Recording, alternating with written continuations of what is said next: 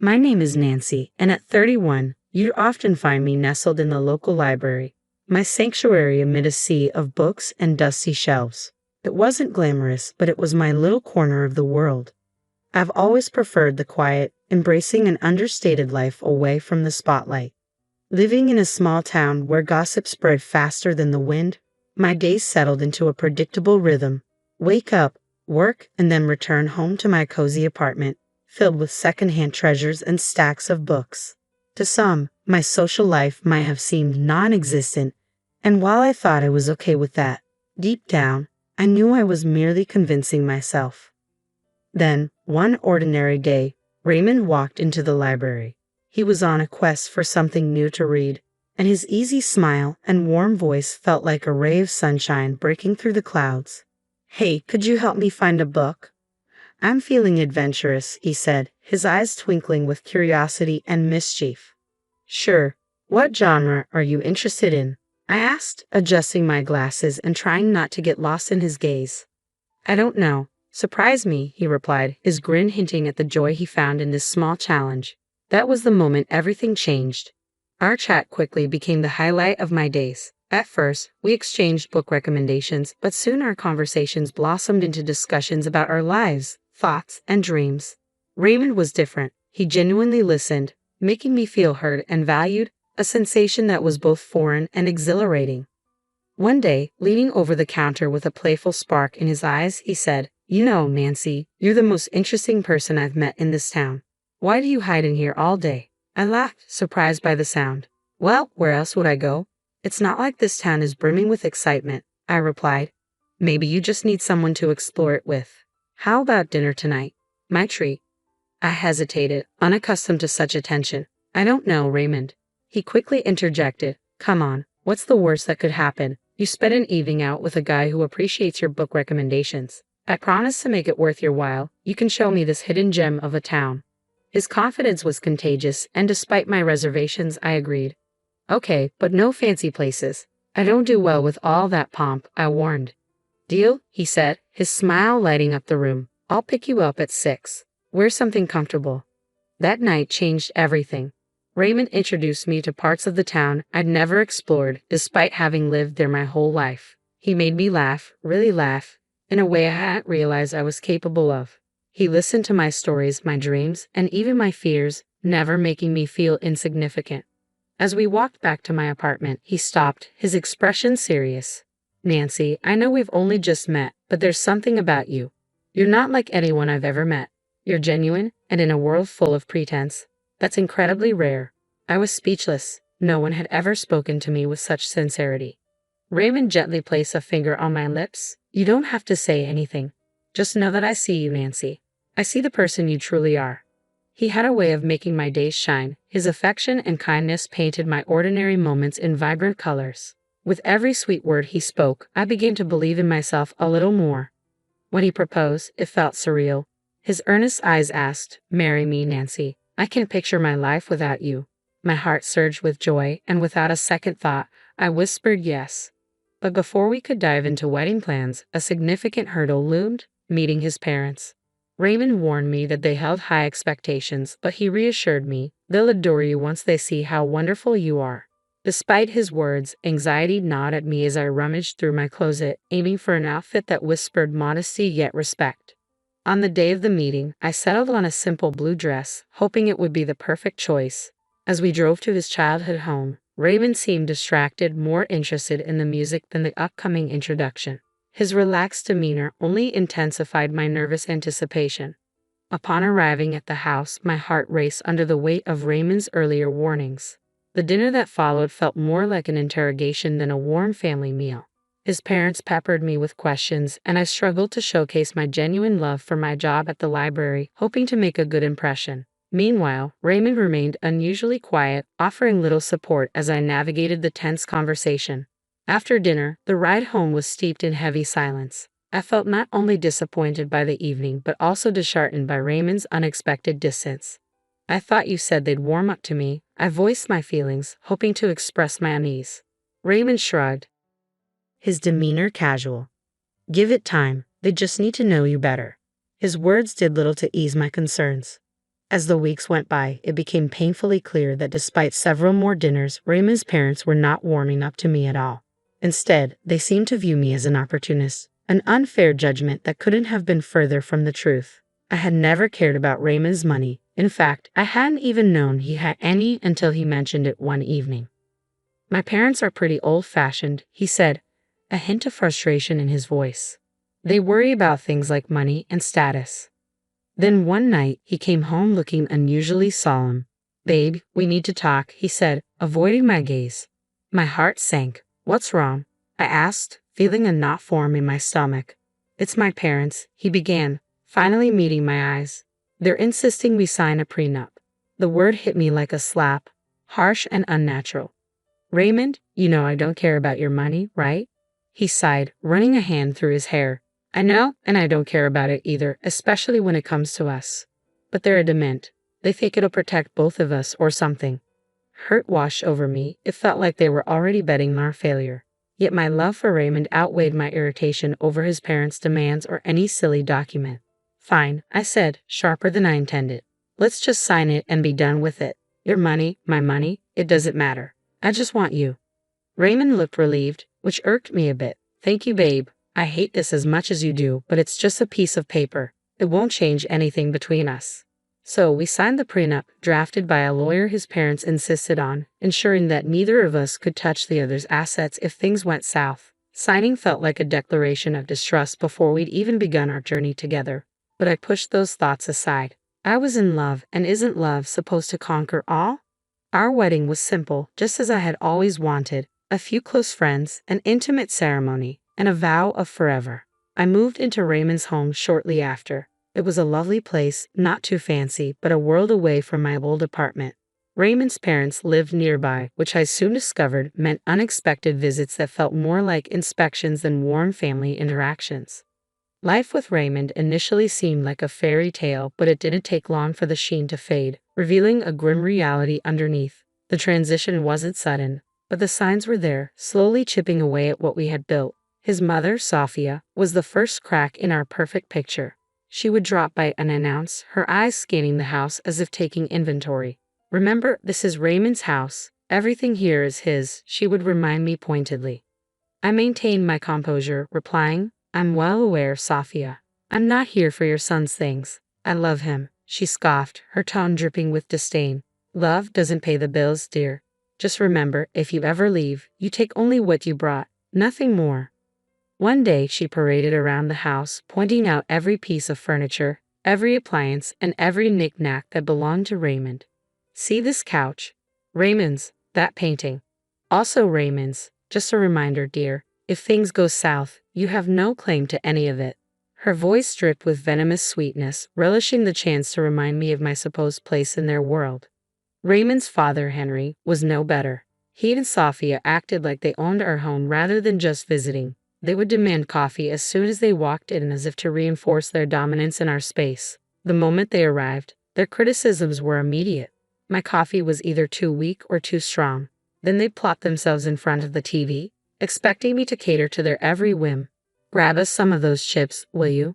And maybe wash those clothes piling up in the corner while you're at it," Henry would say without even glancing my way. What hurt most was that Raymond never stood up for me. Instead, he chuckled along, adding his own digs. "Yeah, she's still figuring out how to get things right around here. Give her time." It felt like I was living with a stranger, not the man I had married. This version of Raymond was dismissive and unsupportive. "Do you even hear yourself?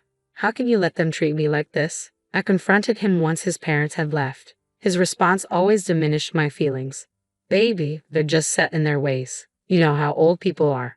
He shrugged it off, making it seem like my distress was just an overreaction. I was the one making a fuss over nothing, they'd say. "They don't mean anything by it. Besides, we're on their dime. You can't bite the hand that feeds you."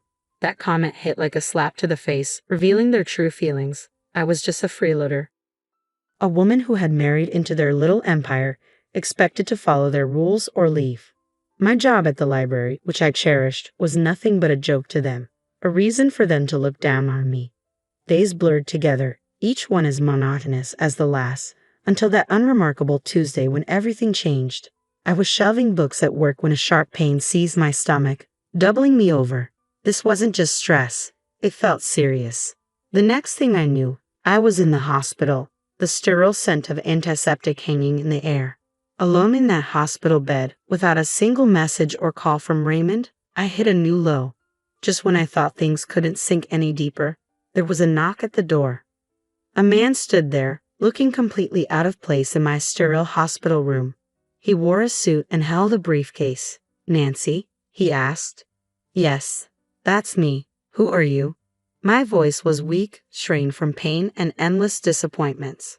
"I'm Lawrence, a notary. I have something important to discuss with you." His tone was formal, but his eyes had a spark that made me listen, curiosity piqued. "It's about your great-uncle, Roy Gabriel. He recently passed away, and well, you're his sole heir." His words took a moment to register. "Are you sure you've got the right person?" "I haven't seen him in over 12 years. Lawrence nodded. "Quite sure. He was a private man but always remembered you. He wanted to make sure you were taken care of." As I lay there, a mix of confusion and anticipation stirred within me. Lawrence cleared his throat, opened his briefcase, and laid out the documents before me. "Nancy, your great-uncle was a man of substantial wealth and taste. He left you quite the inheritance. We're not just talking about cash here. There's plenty of that. $99 million to be exact." I blinked, struggling to grasp the enormity of the number. 99 million, I repeated, my voice cracking. Lawrence continued, unfazed by my shock, explaining the specifics of my great-uncle's will. "But there was more to the inheritance. You're also inheriting shares in several large companies." His voice was steady. "These aren't just any investments. They're significant stakes in some of the most stable and profitable firms around." The reality of becoming part owner of these companies began to sink in. I had only ever heard about such things in the news. It felt like a fantasy. "And there's property," Lawrence added, flipping through the papers. "An old large house in one of the most prestigious areas. It's not just any house, Nancy. It's a mansion with history, acres of land, and it's all yours now." I struggled to visualize it, the kind of house I had only seen in movies. It was overwhelming, to say the least.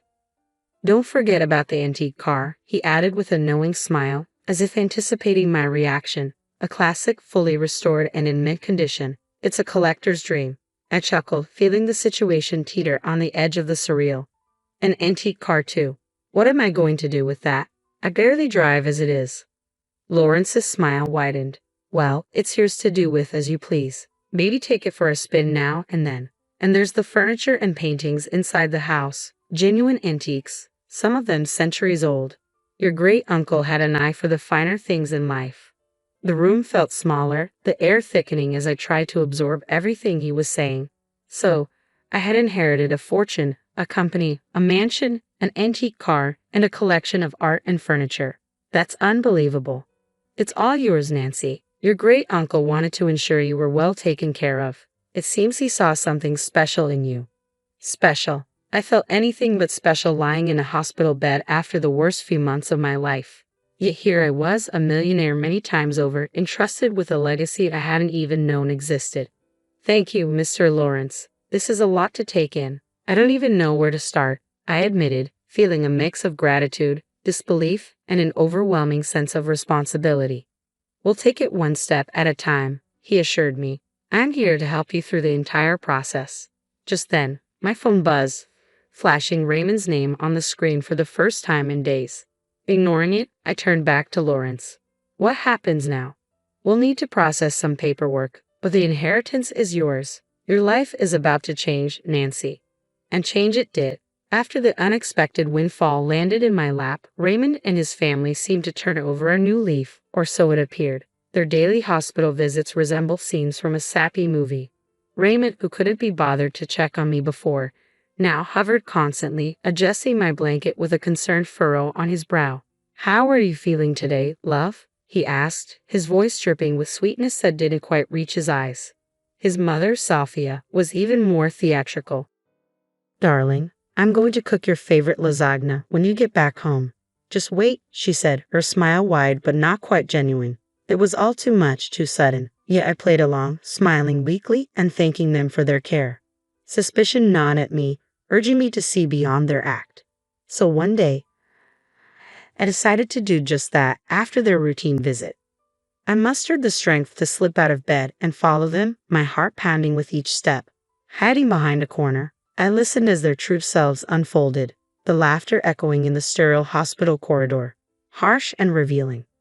Can you believe how easy this is? She's so gullible, falling right into our trap. Raymond chuckled, his amusement starkly contrasting the setting. Sophia, ever the strategist, added sharply, just make sure she's fully committed, Raymond. Once you two start a family, she'll never be able to leave. Then we'll have control over her and her fortune.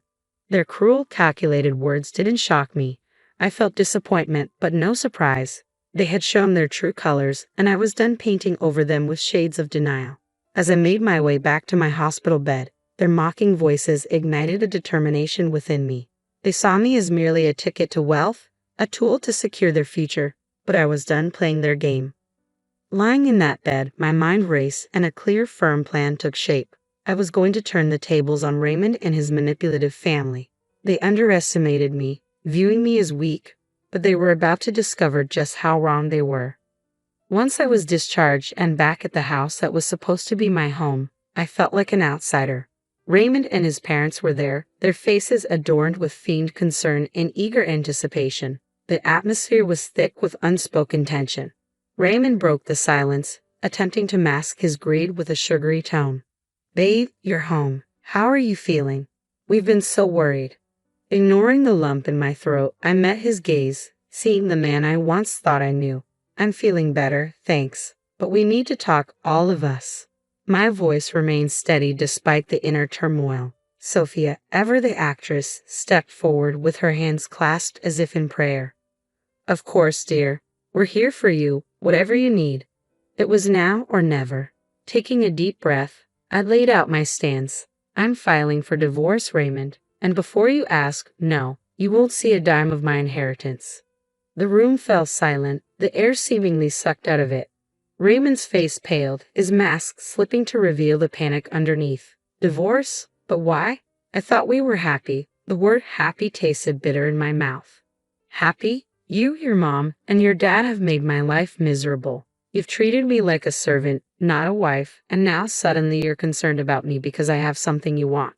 Raymond stammered, struggling to find the words, but Sophia jumped in, quick as ever. This is nonsense. We've always treated you like family. You're imagining things, dear. Rolling my eyes, I pulled out the prenuptial agreement from my bag and waved it in front of them. This is what saved me. You thought you could manipulate me, but I'm not the naive girl you took me for. Henry, silent until now, finally spoke, his voice a mix of anger and defeat. You regret this. We're your family. No, you were never my family. A family doesn't treat one of their own like dirt and then turn sweet when money comes into the picture. I'm done here. Moving into my new place was the breath of fresh air I desperately needed. The apartment was small and cozy, a stark contrast to the life I had just left behind. It was a new beginning, away from manipulation and greed, a chance to finally breathe and reclaim my independence. Leaving that chapter of my life behind was more than just moving to a new apartment. It was my declaration of independence, a fresh start on my terms. Almost immediately, the phone calls began. Raymond was the first, his voice thick with desperation, trying to pierce the silence I had welcomed. Nancy, please, you've got to come back. We can work this out. I know we can, he pleaded, but his words fell on deaf ears. I was resolute, and no amount of begging would sway me.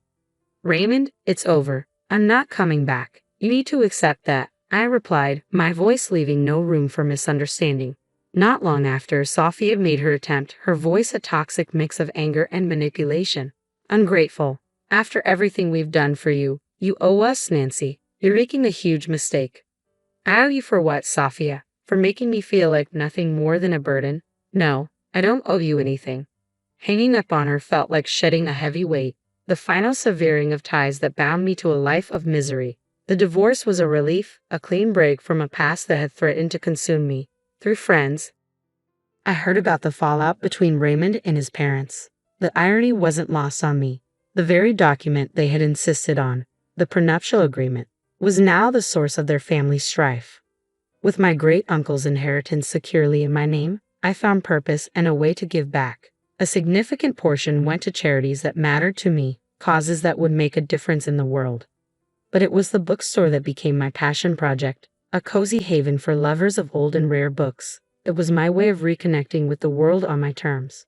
My journey hadn't been easy, fraught with challenges and tough decisions, but standing in my bookstore surrounded by the stories of countless others, I knew I had found my happy ending. It wasn't just about moving on from Raymond and his family's manipulation. It was about rediscovering who I was and what I loved. Here's to fresh starts, I murmured to myself, raising a glass in the quiet of the evening after locking up the bookstore. The path before me was uncharted, shrouded in mystery yet belonging to me alone, brimming with potential and the hopeful prospect of new joys. With each step forward, I embraced the journey, ready to uncover the opportunities and happiness that lay ahead.